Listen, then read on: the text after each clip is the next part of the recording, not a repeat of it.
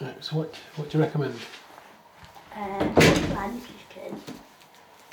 What do you recommend, Luke? The Fun Factor.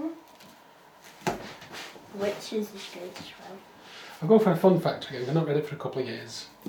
But as we're filming it, put you up. Why do we always have to film it? Oh, do you want to rub the cream on your face? Rub it in. Right, okay. Yeah, as we're filming it, I was not planning to. just rub your cream in, Rach. Otherwise it'll be on the film. Yeah, I know. I'm doing a video. But this is important for your grandchildren.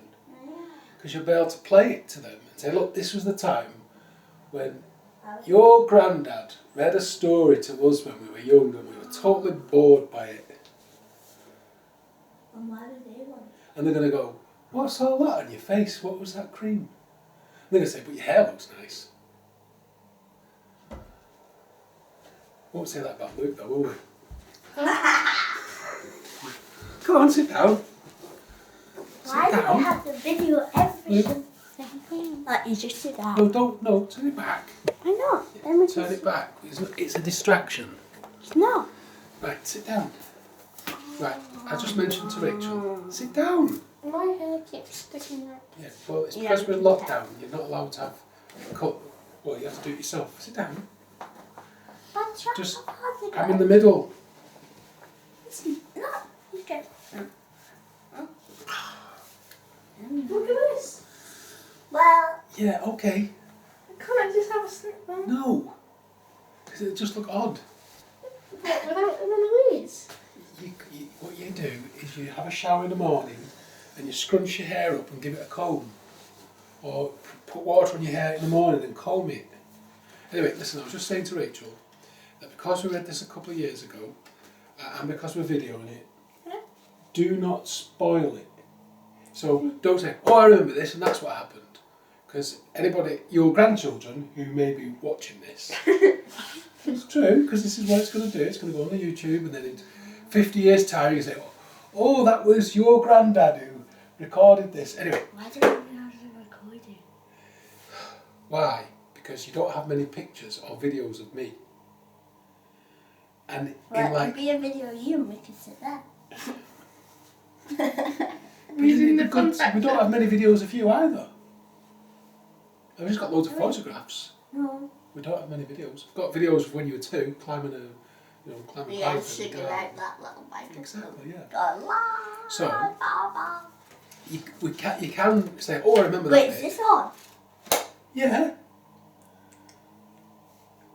You never told me. Can we start again? I'll edit it out, don't worry. Oh, you didn't tell me you could edit. Well, Oh, so you liked the bit where it said, can I have a factor first? yes. Well, it's just, I don't like video editing, so it's easy just uploading. So don't edit this bit, please. Right. Right, so this No is, one told me it was on. this is Mat Waugh, The Fun Factor. So when you... And I hope Mat Waugh can write another book like this soon. Right. Anyway, this is from 2017. Right. Okay? That's what I want to read off of it. Right, so it's 9:30 and So we're reading for an hour, till that part. and then tomorrow we'll do some more. And every morning, I was hoping to 9 o'clock, but you I didn't people, do anything. you're lying in bed for half the morning. I was not. I was up at 7 o'clock then. Yeah, but actually if you wanted to go for a jog and you said no, but Well, then there's I said- nobody else was going. I said maybe. I was up at 6. Yeah, I didn't. I would have gone, but then I didn't want to walk home on my I own. understand, that's a valid point. I accept that. And This then- chap asked him at 10 to 7, he's like, You're sleeping. get with it, come on, half the day's over, it's 9:30. You edit. Say that bit again because we're editing that. Right, okay. Mat Waugh, The Fun Factor. Ever had the feeling you're being watched? For Kate, Chapter 1, Hey Suckers. Come on, Dad, pull harder. That's easy for you to say, sitting up there in your comfy seats, replied Dad. He yanked again at the packing tape and nearly fell over backwards. It's no good, Dora. Hand me those scissors, will ya? It was about 6 o'clock, and for once we were all in the same room. I passed out the scissors from the table and read out loud from the side of the box. Rome 3 Watch and Winch Vacuum Solution. The world's only stair-climbing vacuum cleaner. Now with eye in the sky, drone assistance. Whatever that means. That's absurd, said Melissa, without looking up. She was sitting at the cluttered dining table in a smart navy worksuit, thumbing through the pages of Social Policy magazine, whatever that means. That's what actually says that in brackets. Some people in my year have boyfriends. Well, this is the narrator, so it must be, what's her name, Thora? Yeah. Some people in my year have boyfriends. I've never had a boyfriend. I'm not even sure I want one, but if I did, I would at least pretend to be interested in what they were doing, at least at the start. Melissa obviously didn't agree. We must have looked a funny bunch. Shannon hadn't changed out of her school uniform, of course, but I was already in my nightie. Reggie in his favourite dinosaur onesie. As for Dad, it wasn't long before he'd be heading out for his night shift. But for now, his skinny white legs stuck out from his pyjama shorts like a couple of hairy drinking straws, twitching as he tried to cut the plastic tape with our rubbish kitchen scissors. Why has it got a witch? Asked Reggie. He was sitting next to me on the sofa, playing a racing game on his handheld console. Every time he turned a right-hand corner, he leaned into me. I could feel his body twitching as he jabbed his thumbs at the buttons. What are you talking about? I said. He groaned as his car spun onto the grass, and he looked up at me.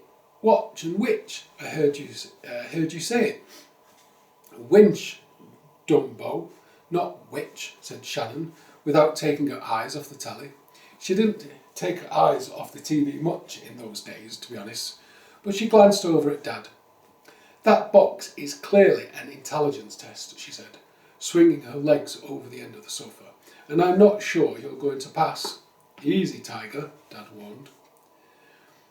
When you're 12 years old, like me. Pardon? I said, Dad warned. Oh, yeah, sorry. Easy, Tiger, Dad warned her. Thank you very much, Rachel. When you're 12 years old, like me, you're not allowed to be rude. But Shannon was 17. At that age, grown-ups shrug off or say, teenagers, like it's funny, and they get on with whatever they were doing. The winch is what makes it so expensive, said Dad, his voice straining as he tugged. These babies are about $2,000 in the shops, you know. I saw a video about them on YouTube. Shannon gave a long, low whistle, probably like this. Melissa put down her magazine and looked at Dad in astonishment. £2,000 for a vacuum cleaner? Who'd be crazy enough to pay that?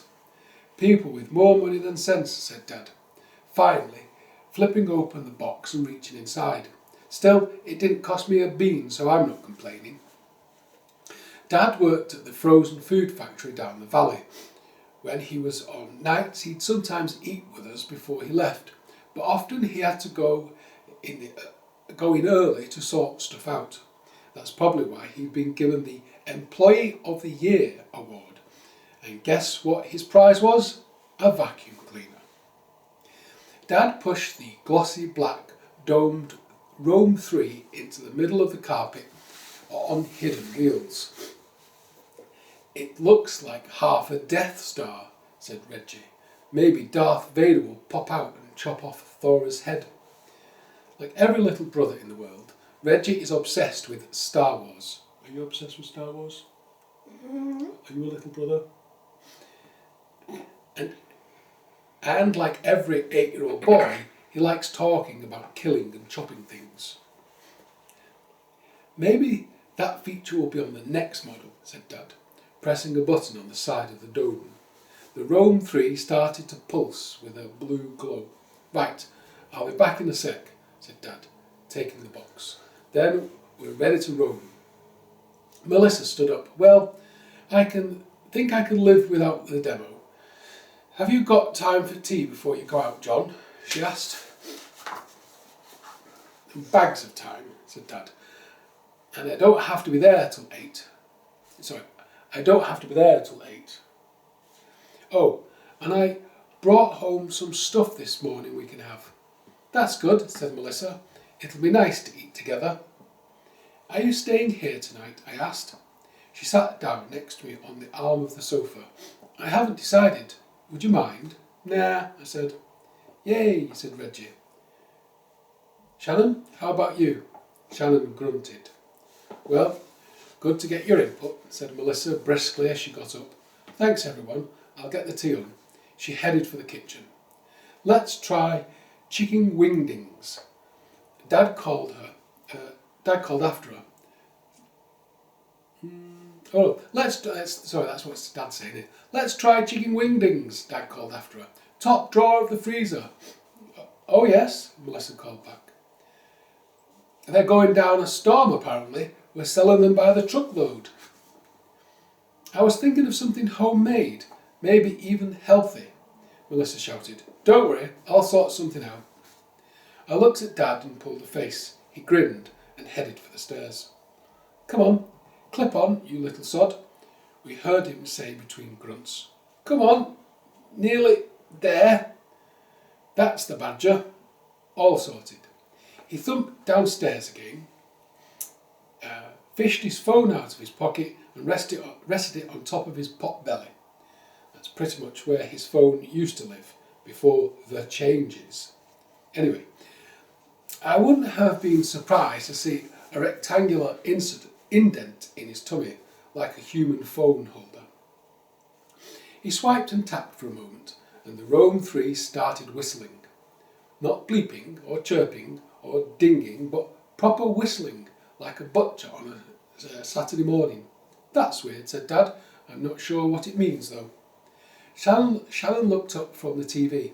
Maybe it's noticed that the house is filthy and it wants to start work. Someone started work. Now there's a novelty, said Dad. Watch carefully, Shannon. You might learn something. Shannon huffed. The Rome 3 stopped whistling and shuffled backwards and forwards on the carpet. It moved, shouted Reggie. Dad whooped before leaning over and giving me and Reggie a high five. He held up his hand to Shannon before he looked at him like he was offering her a fish paste sandwich and turned away.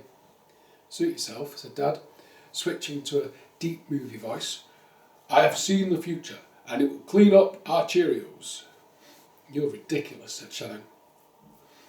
And you're a dead cert for the least charming teenager in the Valley Award, said Dad. Shannon gave him a sour look. Dad glanced at the door and lowered his voice. And while we're talking manners, kids, could you please make an effort with Melissa? Just for me? He lowered his voice and looked at each other. He lowered his voice and looked at each of us. Come on, guys. It's not easy for her. Oh yeah. He lowered his phone and looked at each of us. Come on, guys. It's not easy for her. It's not easy for us either, snapped Shannon. You meet girls on the internet, bring them home, and suddenly we're supposed to call them mum. Reggie slid along the sofa towards me and slipped his thumb into his mouth. Melissa had noticed him doing that on her first visit, and told Dad that 8-year-olds shouldn't suck their thumb. But for once, Dad didn't agree. He told her that Reggie had only started doing it when our mum died, and that you never see a grown-up sucking their thumb. So let's not talk about it. So we didn't. Dad paused. That's a bit harsh, Shannon. Think about it. Since Rosie, I've been living like a monk. Melissa, the first girl, woman, actually, I think this is Dad. That's a bit harsh, Shannon. Think about it. Since Rosie, I've been living like a monk. Melissa's the first girl, woman I've met for ages, and I really, really like her. Give her a break, if only for me. Suppose so, muttered Shannon. I like her already, said Reggie. Dad, I said. Said Dad, who had returned to his phone. Dad! He looked up. Melissa was standing at the door, smiling. Have you got any cheese? She said. Hi, Dad's face was bright red. I wasn't talking about you. Huh? Now I've gone wrong here. He looked up. Melissa was standing at the door, smiling. Have you got any cheese? She said. Hi. Dad's face was bright red.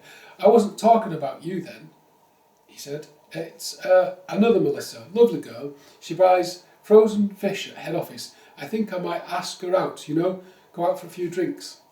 She sounds just like your type, said Melissa, smiling. I like her better when she smiled. I like her better when she smiled. That's obviously Nora. What's her name? Thora talking.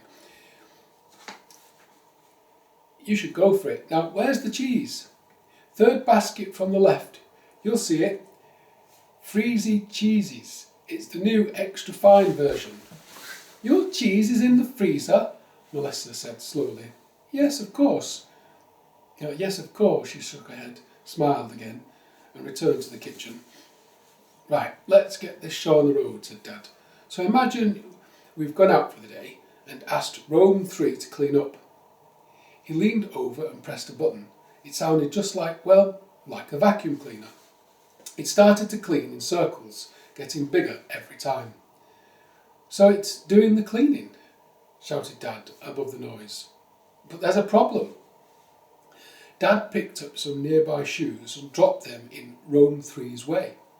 Blue lights around the outside started flashing, and Dad's phone made a loud siren noise. Reggie put his hands over his ears. So, I'm at work, and you don't know what's wrong. Press this watch button on my phone. No, I press this watch button on my phone. With a soft click, the domed lid scissored open to reveal a shallow mirrored bowl and a drone, its rotors already spinning. It rose steadily into the air until it was about the same height as me and hovered. Even Shannon was watching now. Whoa, said Reggie. That's way cool. You bet, said Dad. And look at this. He held his phone up for us to see, and there on the screen was a TV picture of our living room floor. Dirty shoes and everything. No way, shouted Shannon. Reggie and I screamed, and Reggie threw himself to the floor and pulled faces up at the drone. And now, shouted Dad above the noise of our shrieks and whines of the drone, I can help it escape. Out of the way, Reggie, watch this. With a few taps, Dad guided the Rome 3 to a clear bit of floor. The drone hovered above, tracking the mothership below, and then, on Dad's command, it slowly descended onto the lid. That is wicked, said Shannon. Stupid, but wicked. Hang on, what happens if it gets trapped under a chair and the drone can't fly up?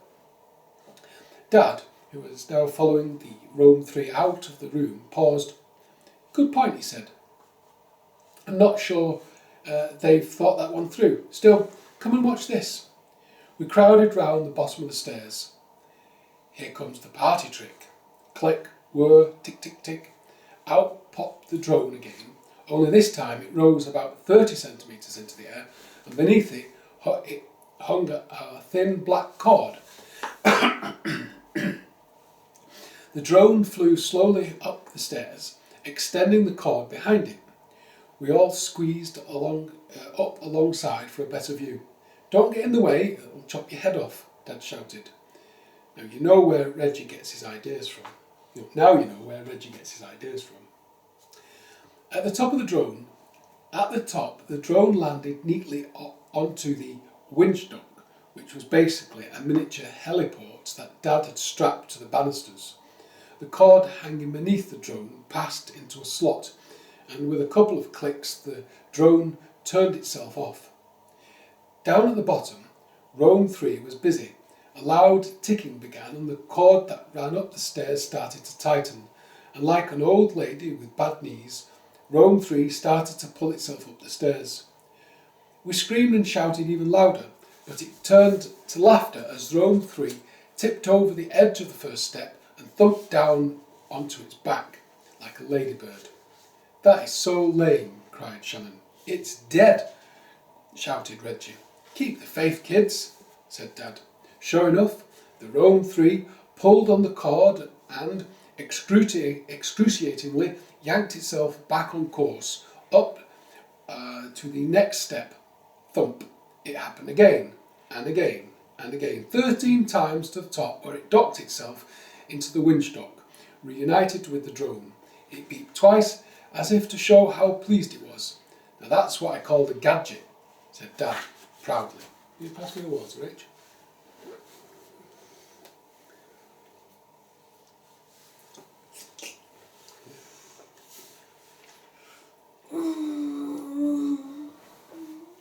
Cheers.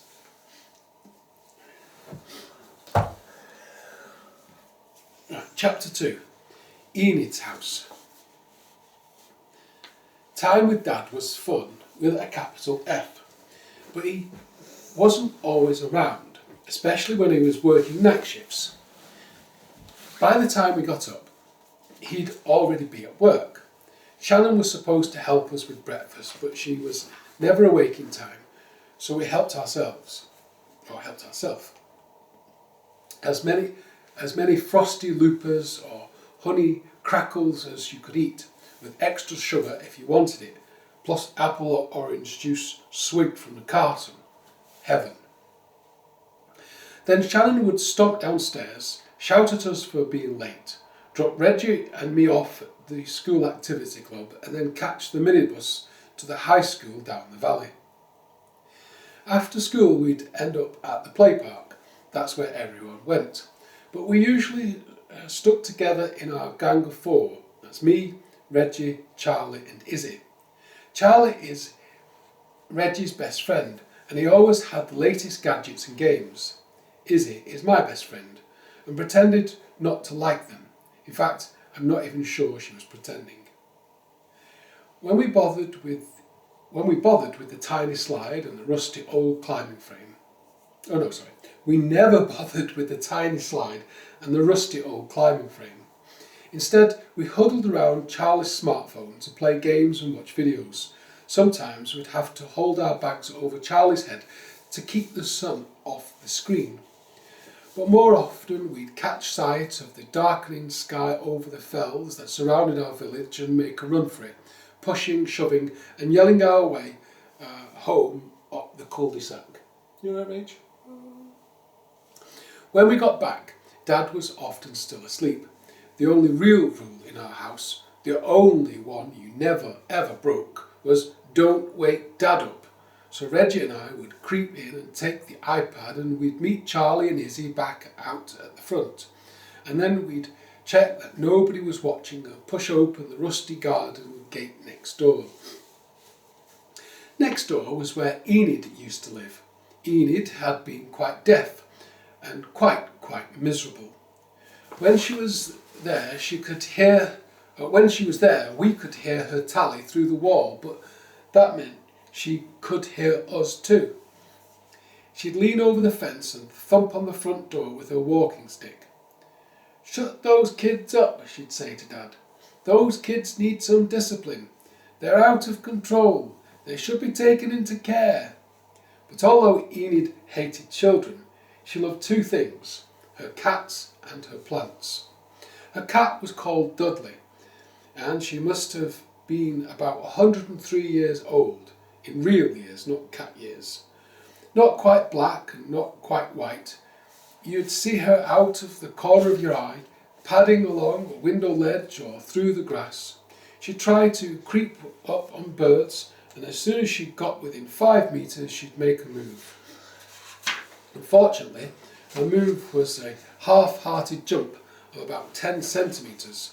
Most of the time, the birds wouldn't even bother flying off. You might have spotted that Dudley was, in fact, a female cat. Enid wouldn't explain and said it was none of our business.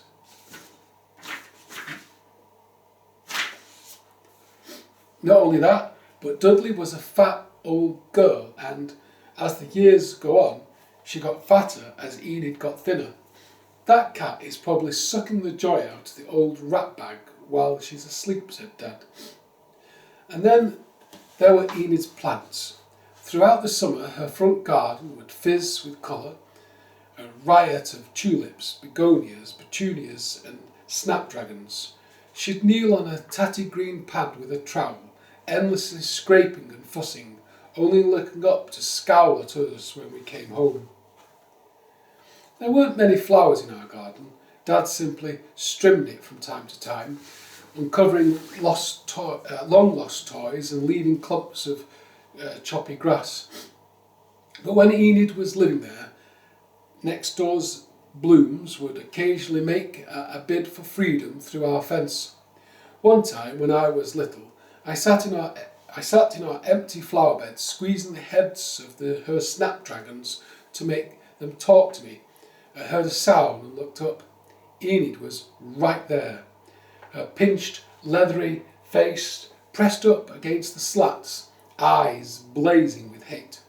She let out a mighty squawk, a rasping cry like a pterodactyl. I ran screaming for the house.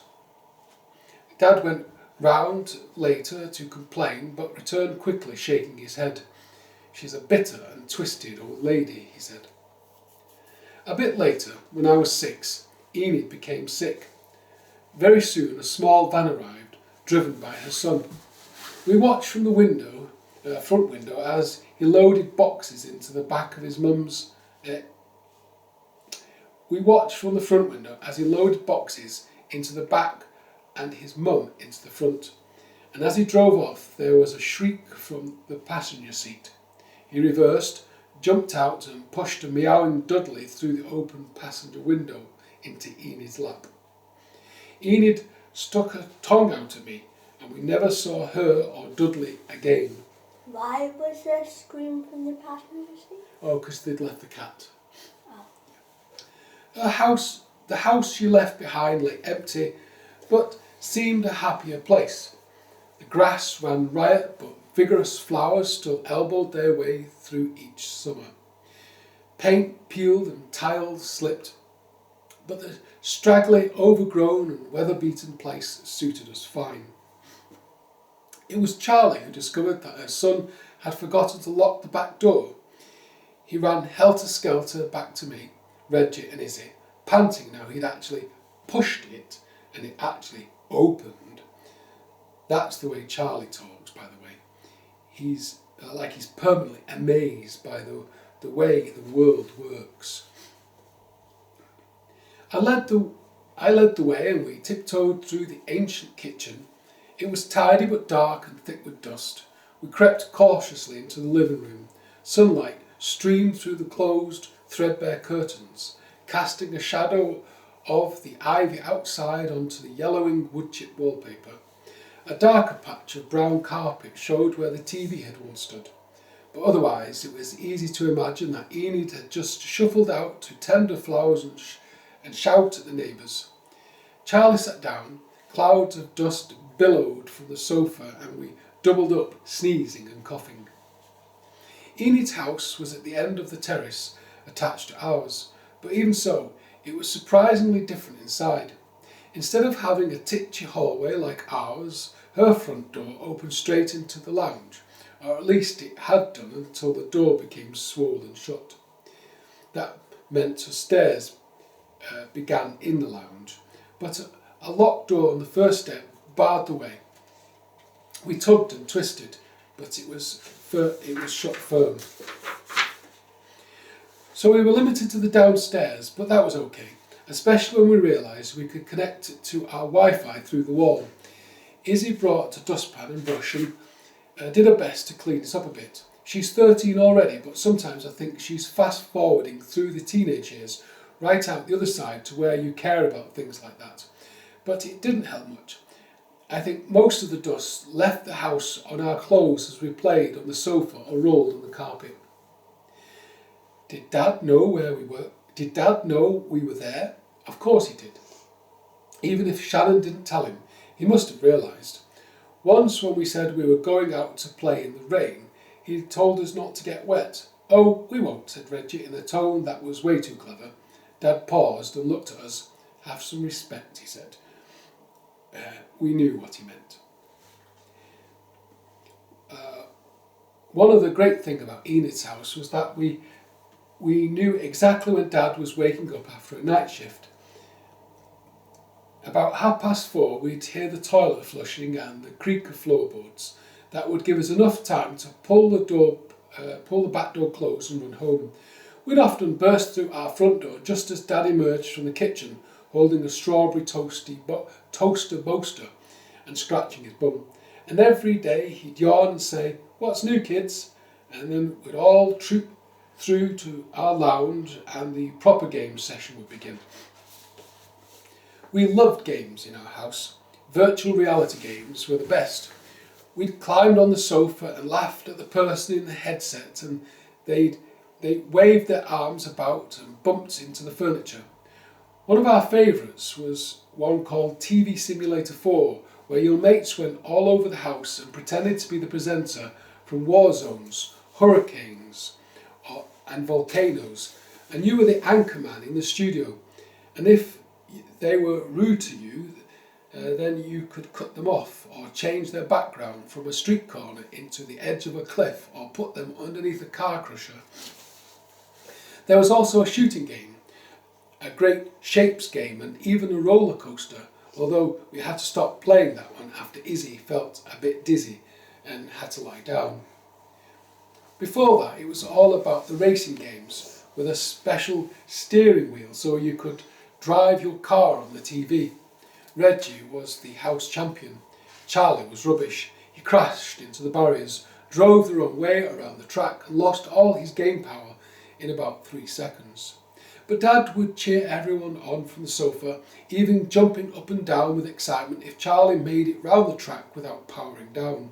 No wonder you could feel all the lumpy springs in the cushions. But it always ended the same way. Dad would leave us to it and rummage around in our huge chest freezer for something to eat. Everyone's staying for tea, he'd say, without waiting for an answer. It wasn't a surprise for other people to turn up about them. It wasn't a surprise for other people to turn up about them too. Everyone Dad knew worked at excuse me, can I have a water each?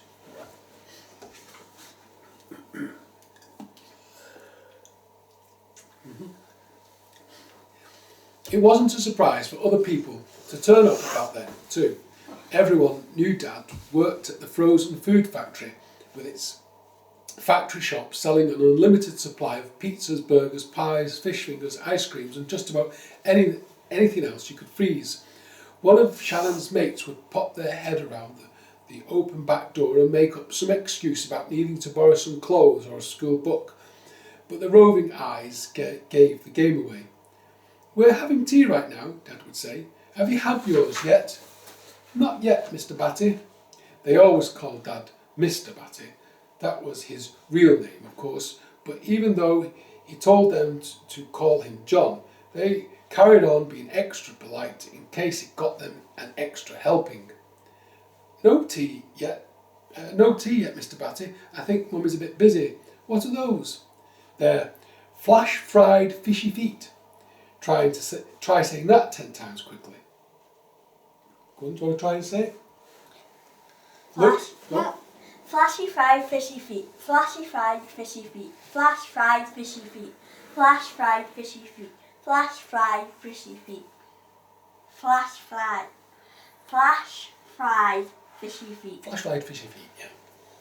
But you have to do it 5 times. I think it's too difficult. Let's just go. You'll see them in the shop soon. They'll be everywhere. Would you like to try one? "Ooh, yes please, Mr. Batty." And our visitor would flop into the kitchen and sit down at the kitchen table grinning. "Here you go, a couple of fishy feet and a few square chips. Send your mum a message. Let her know you're here." And Dad would deliver a mountain of food because he always cooked too much, just in case. And that's how it was.